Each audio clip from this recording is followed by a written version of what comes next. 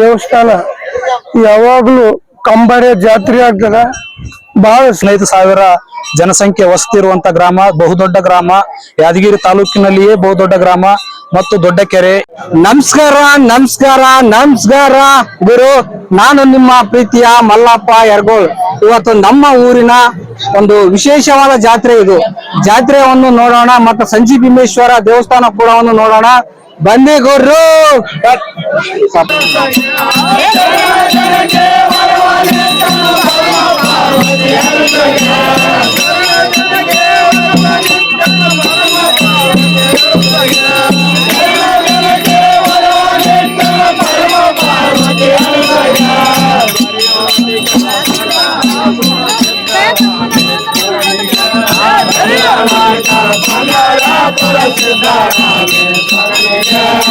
ದೇವನು ಒಂದು ತೆರವನು ಮಾನವನು ಶ್ರೀಕೃಷ್ಣ ಪರಮಾತ್ಮನು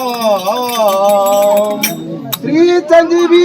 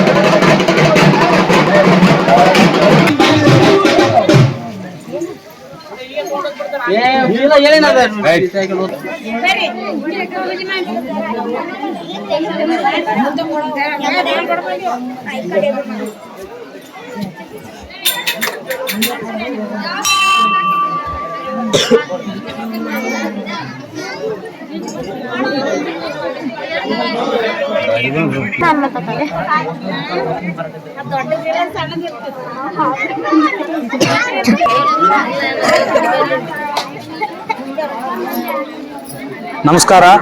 ಉದ್ಭವ ಮೂರ್ತಿ ಪ್ರಾಣದೇವರು ಆಂಜನೇಯ ಶ್ರೀ ಸಂಜಿ ಭೀಮೇಶ್ವರ ಮಹಾರಾಜರಿಗೆ ಅನಂತ ಕೋಟಿ ನಮನಗಳನ್ನ ಸಲ್ಲಿಸುತ್ತಾ, ಯರಗೋಳ ಗ್ರಾಮದಲ್ಲಿ ಸುಮಾರು 15,000 ಜನಸಂಖ್ಯೆ ವಸತಿ ಇರುವಂತಹ ಗ್ರಾಮ, ಬಹುದೊಡ್ಡ ಗ್ರಾಮ, ಯಾದಗಿರಿ ತಾಲೂಕಿನಲ್ಲಿಯೇ ಬಹುದೊಡ್ಡ ಗ್ರಾಮ ಮತ್ತು ದೊಡ್ಡ ಕೆರೆ. ಈ ವ್ಯಾಪ್ತಿಯಲ್ಲಿ ಸಕಲ ಸದ್ಭಕ್ತಾದಿ ಮಂಡಳಿ ಮತ್ತು ಸಂಜಿ ಭೀಮೇಶ್ವರರ ಕೃಪಾಶೀರ್ವಾದದಿಂದ ಪ್ರತಿ ವರ್ಷದಂತೆ ಈ ವರ್ಷವೂ ಕೂಡ ಶ್ರಾವಣ ಮಾಸದ ಕೊನೆ ಶನಿವಾರದಂದು ಶ್ರೀ ಸಂಜಿ ಭೀಮೇಶ್ವರ ಜಾತ್ರಾ ಮಹೋತ್ಸವ ಅದರ ಅಂಗವಾಗಿ ನಮ್ಮ ಗ್ರಾಮದಲ್ಲಿ ಹಾಲು ಕುಳಿ ಅಂದ್ರ ಕಂಬರಿಯುವಂತ ಜಾತ್ರಾ ಮಹೋತ್ಸವನ್ನ ನಮ್ಮ ಗ್ರಾಮದ ಸದ್ಭಕ್ತ ಮಂಡಳಿ ವತಿಯಿಂದ ಹಮ್ಮಿಕೊಳ್ಳಲಾಗಿರ್ತದ. ಹಾಗಾಗಿ ಸಮಸ್ತ ಸದ್ಭಕ್ತ ಮಂಡಳಿಯವರು ಕೂಡ ಈ ಒಂದು ಜಾತ್ರಾ ಮಹೋತ್ಸವಕ್ಕೆ ಹಬ್ಬದಂತೆ ಆಚರಣೆ ಮಾಡ್ತಾರ. ಅದರ ಜೊತೆಗೆ ಈ ಅಂಗವಾಗಿ ಗ್ರಾಮ ಪಂಚಾಯತ್ ಅಧ್ಯಕ್ಷರು, ಸಕಲ ಸದಸ್ಯರುಗಳು ಹಾಗೂ ಮಂಡಳಿಯವರು, ಸಮಿತಿದವರು ಎಲ್ಲರ ಪ್ರೋತ್ಸಾಹ ಮತ್ತು ಅವರ ನಂಬಿಕೆ ಎಲ್ಲವೂ ಕೂಡ ಇಲ್ಲಿ ಅಡಗಿಕೊಂಡಿರ್ತದ. ಈ ಒಂದು ಪ್ರದೇಶ 202 ಹೆಕ್ಟರ್ ಇರುವಂತ ವ್ಯಾಪ್ತಿಯ ಕೆರೆ ಆವರಣದಲ್ಲಿ ಇರೋದ್ರಿಂದ ಎಲ್ಲರಿಗೂ ಕೂಡ ಗೌರವ ಮತ್ತು ನಂಬಿಕೆ ಭಾವನೆಯಿಂದ ಇಲ್ಲಿಯೇ ಸಕಲ ಯಾವುದೇ ಜಾತಿ ತಾರತಮ್ಯ ಇರಲಾರದೆ ಮದುವೆ ಸಮಾರಂಭಗಳನ್ನು ಕೂಡ ಹಮ್ಮಿಕೊಳ್ಳಲಾಗಿರ್ತದ. ಕೊನೆ ಶನಿವಾರ ಆಗಿರೋದ್ರಿಂದ ಈ ಒಂದು ಜಾತ್ರಾ ಮಹೋತ್ಸವ ಹಮ್ಮಿಕೊಂಡು ಆ ಒಂದು ಕಾರಣಕ್ಕಾಗಿ ಇಲ್ಲಿ ಎಲ್ಲ ಭಕ್ತಾದಿ ಮಂಡಳಿಯವರು ಭಜನಾ ಕಾರ್ಯಕ್ರಮ, ಒಂದು ಪಲ್ಲಕ್ಕಿ ಉತ್ಸವವನ್ನ ಹಮ್ಮಿಕೊಂಡು ದಾಸೋಹ ಕೂಡ ಕೊನೆ ಶನಿವಾರ ದಾಸೋಹ ಕೂಡ ಹಮ್ಮಿಕೊಳ್ಳಲಾಗಿರ್ತದ. ಅದನ್ನ ಸವಿದಿರ್ತಕ್ಕಂಥ ಭಕ್ತರು ಅವರೆಲ್ಲರಿಗೂ ಕೂಡ ಆ ಸಂಜಿ ಭೀಮೇಶ್ವರ ದೇವರು ಕಾಪಾಡ್ಲಿ ಅಂತ ಹೇಳಿ ಅವರೆಲ್ಲರಿಗೂ ಮತ್ತು ನಮ್ಮೆಲ್ಲರಿಗೂ ಕೂಡ ಕಾಪಾಡ್ಲಿ ಅಂತ ಹೇಳಿ ನಾವು ಅನಂತ ಕೋಟಿ ನಮನಗಳನ್ನು ಸಲ್ಲಿಸುತ್ತೇವೆ. ನಮಸ್ಕಾರ.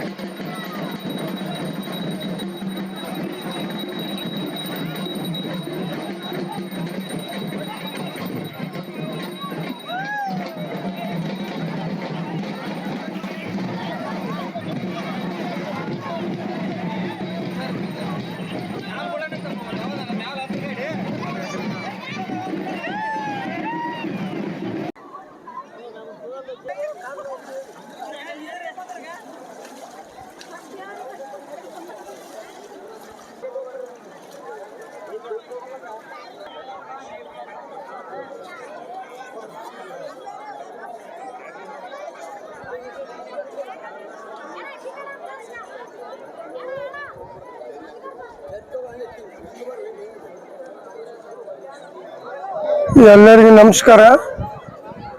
ಪ್ರತಿ ವರ್ಷದ ಪದ್ಧತಿ ಪ್ರಕಾರ ಸಂಜೀವಿನೇಶ್ವರ ದೇವಸ್ಥಾನ ಯಾವಾಗಲೂ ಕಂಬಾರ ಜಾತ್ರೆ ಆಗ್ತದ. ಭಾಳ ಸಾವಿರಾರು ಸಂಖ್ಯೆಯಲ್ಲಿ ಜನ ಕಲ್ತು ಯಾವುದೇ ಗದ್ದಲ ಇಲ್ಲಾರ್ದೆ ಆಳ್ಗಂಬ ಆಚರಿಸಿ ಜಾತ್ರೆ ಮುಗಿಸ್ಕೊಂಡು ಪಲ್ಲಕ್ ಸಂಗಟ ಇಲ್ಲಿ ಗುಡಿಬಲಿ ಬಂದಿವಿ. ನಮಗೇನು ಅನಿಸ್ತದ ಅಂದ್ರೆ ಈ ವರ್ಷ ಭಾಳ ಸಂತೋಷ ಅನಿಸ್ತದೆ. ನಮ್ಮ ಮೆರಗೋಕೆ ಕೆರೆಗಿರಿ ತುಂಬಿ ಬೇರೆ ಕಡೆಗೆ ಮಳೆಗಾಲ ಜಾಸ್ತಿ ಆಗಿ ಭಾಳ ಹೈರಾಣಾರ. ನಾವು ಭೂಮಿ ಬಯಲು ಭೂಮಿ ಎಲ್ಲರೂ ಹೋಗ್ಯಾವ ಈ ವರ್ಷ.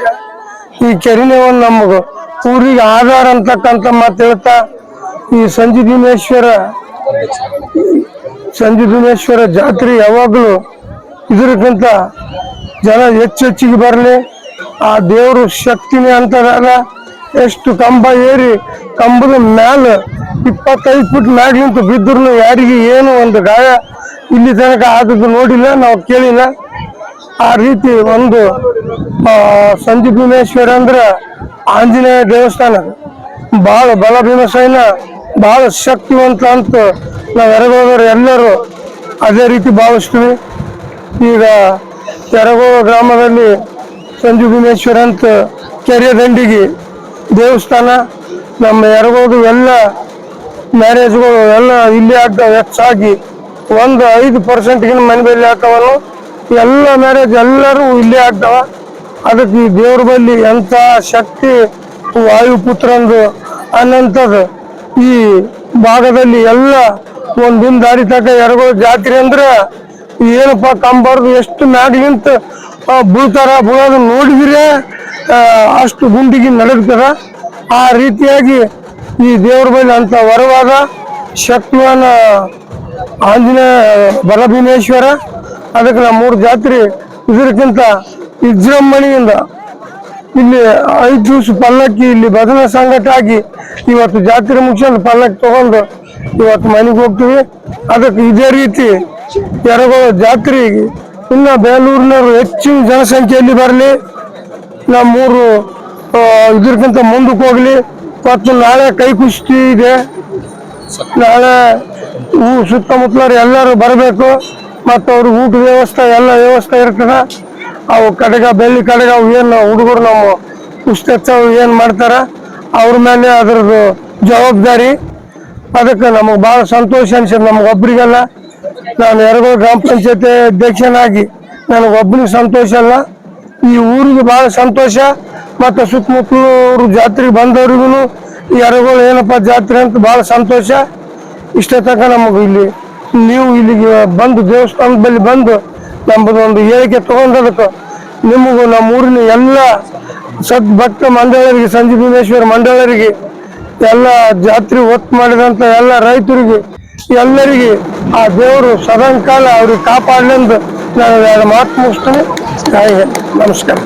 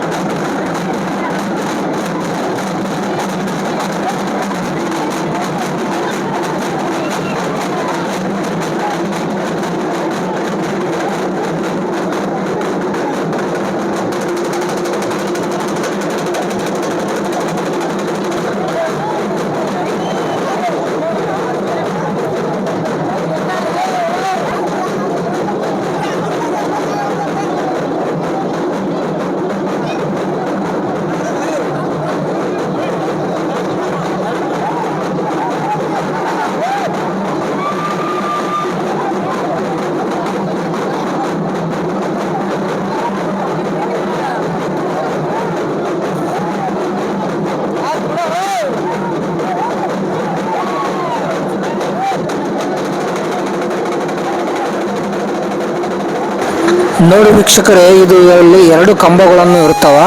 ಹಾಗಾಗಿ ಒಂದು ಕಂಬವನ್ನು ಈಗ ಅರಿತಾ ಇದ್ದಾರೆ ನೋಡಿ, ಅಂತವನ್ನು ತಲುಪ್ತಾ ಇದ್ದಾರೆ ನೋಡಿ. ಮತ್ತೆ ಕೆಳಗಡೆ ಬಿದ್ದರು. ಈಗ ಮತ್ತೆ ಒಂದ್ಸಲ ನಿಂತುವಿಸಿಂದ ಅರಿತಾ ಇದ್ದಾರೆ. ಇದರಲ್ಲಿ 2 ಟೀಮ್ಗಳು ಇರ್ತಾವ. ಆ ಟೀಮ್ನಲ್ಲಿ ಕೂಡ ಒಂದೇ ಟೀಮ್ನವರು ಅರಿತಾ ಇದ್ದಾರೆ. ಇದು ಮೇಲ್ಗಡೆ ದೇವರ ಕಂಬ ಅಂತ ಈ ಒಂದು ಟೀಮ್ ಅರಿತದ ನೋಡಿ, ಅಲ್ಲಿ ಅರಿತಾ ಇದ್ದಾರೆ ನೋಡಿ. ಇದು ಬಡ್ಡಿ ಅಂತ ಇರ್ತಾವ. ಆ ಬಡ್ಡಿಯಲ್ಲಿ ಇರುವಂತ ಜನರು ಮಾತ್ರ ಈ ಕಂಬವನ್ನು ಅರಿಬೇಕು. ದೇವರ ಕಂಬ ಇದು ಅರಿದಿದ್ದಾರೆ ನೋಡಿ. ಇದರೆಲ್ಲ ಇದು 2ನೇ ಕಂಬ. ಇದು ಸಾರ್ವಜನಿಕವಾಗಿ ಅರಿಯುವಂತ ಊರಿನ ಎಲ್ಲ ಜನರು ಕೂಡ ಈ ಕಂಬಕ್ಕೆ ಅರಿಬಹುದು. ಹಾಗಾಗಿ ಈ 2ನೇ ಕಂಬವನ್ನು ಕೂಡ ಈಗ ರೆಡಿ ಮಾಡ್ತಾ ಇದ್ದಾರೆ ನೋಡಿ. ಯಾವ ರೀತಿ ಅಂತಂದರೆ ಅದಕ್ಕೆಲ್ಲ ಮೊಸರು, ಮಜ್ಜಿಗೆ ಮತ್ತು ಕೆಸರು ಕೂಡ ಹಚ್ಚಿ ಕಂಬವನ್ನು ಅರಿಯಲಾರದಂಗೆ ಇಲ್ಲಿರುವಂಥ ಸ್ಥಳೀಯರು ಮಾಡ್ತಾ ಇದ್ದಾರೆ. ಈ ಕಂಬವನ್ನು ನೋಡಲು ಜನಸಾಗರವನ್ನೇ ಹರಿದು ಬಂದಿದೆ ನೋಡಿ. ರೆಡಿ ಆಗ್ತಾ ಇದ್ದಾರೆ. ಇಲ್ಲೆಲ್ಲ ಬಹಳ ವಿಶೇಷವಾದಂತಹ ಜಾತ್ರೆ ಇದು. ಜನಸಾಗರವನ್ನೇ ಬಂದಿದೆ. ಎಲ್ಲಿ ನೋಡಿದ್ರು ಜನ ಕಾಣ್ತಾ ಇದೆ ನೋಡಿ ವೀಕ್ಷಕರೇ. ನೀವು ಕೂಡ ಮುಂದಿನ ವರ್ಷ ಆದರೂ ಕೂಡ ಜಾತ್ರೆಗೆ ಬನ್ನಿ. ಭಾಳ ಚೆನ್ನಾಗಿ ಕೂಡ ಆಗ್ತದ, ಭಾಳ ಮನೋರಂಜನೆ ಕೂಡ ಕೊಡ್ತದ ಈ ಜಾತ್ರೆ ನೋಡಿ. ಯಾವ ಥರ ನೋಡಿ ರೆಡಿ ಆಗ್ತಾ ಇದ್ದಾರೆ ನೋಡಿ ಇರ್ಲಕ್ಕ. ಈ ಗ್ರಾಮದಲ್ಲಿ ಯಾರಾದರೂ ಕೂಡ ಈ ಕಂಬವನ್ನು ಅರಿಬೋದು ಸಾರ್ವಜನಿಕವಾಗಿ. ಜನ ಮೇಳಿಗೆಯಲ್ಲಿ ಕುಂತು ನೋಡ್ತಾ ಇದ್ದಾರೆ. ಯಾಕಂದರೆ ಸ್ವಲ್ಪ ಕೆರೆ ತುಂಬಿದ ಕಾರಣ ಜಾಗ ಸ್ವಲ್ಪ ಕಡಿಮೆ ಆಗಿದೆ. ಹಂಗಾಗಿ ಜನ ರೆಡಿಯಾಗಿ ಜನರೆಲ್ಲ ಸಿಳ್ಳೆ ಚಪ್ಪಾಳೆಯನ್ನು ಕೂಡ ಹೊಡಿಲಿಕ್ಕೆ ಸಿದ್ಧವಾಗಿ ನಿಂತಿದ್ದಾರೆ ನೋಡಿ ಎಷ್ಟು ಜನ ಅಂತ.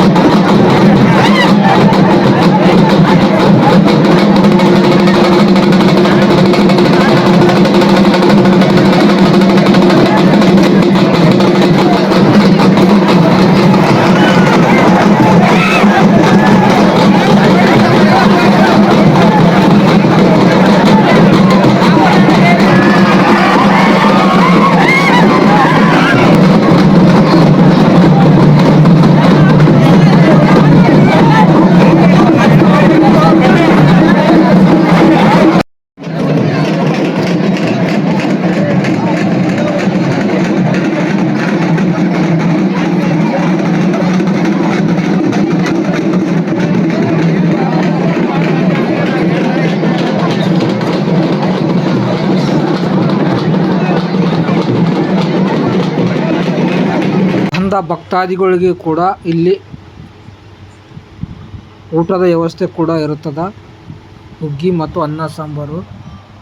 ನೋಡಿ, ಕೆರೆ ಕೂಡ ಭಾಳ ಸುಂದರವಾಗಿ ಕಾಣಿಸ್ತಾ ಇದೆ. 200 ಹೆಕ್ಟರ್ ಕೆರೆ ಇರುವ ಪ್ರದೇಶ ಇದು. ಕೆರೆ ತುಂಬಿ ಕೋಡಿ ಬಿದ್ದಿದೆ. ಹಂಗಾಗಿ ಫುಲ್ಲು ಎಲ್ಲಿ ನೋಡಿದರೂ ಕೂಡ ನೀರೇ ನೀರು ಅಂತ ನಮ್ಮ ಕಣ್ಣ ಮುಂದೆನೇ ಕಾಣಿಸ್ತಾ ಇದೆ. ನೋಡಿ, ಎಲ್ಲ ಜನರು ಹಾಯ್ ಅಂತ ಹೇಳ್ತಾ ಇದ್ದಾರೆ. ನೋಡಿ ಎಷ್ಟೊಂದು ನೀರು.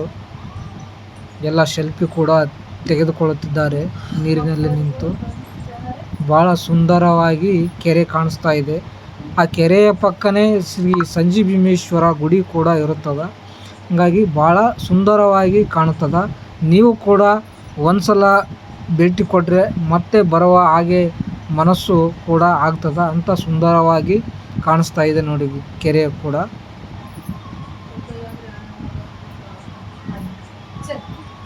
ನೋಡಿ ಎಷ್ಟೊಂದು ಸುಂದರವಾಗಿ ಆಕರ್ಷಣವಾಗಿ ಕಾಣಿಸ್ತಾ ಇದೆ. ಒಂದು ಡ್ಯಾಮ್ ಥರ ಅಂದರೆ ಅಷ್ಟೊಂದು ಕಾಣಿಸ್ತಾ ಇದೆ ಇದು. ನೋಡಿ ಎಷ್ಟು ಸುಂದರವಾಗಿದೆ.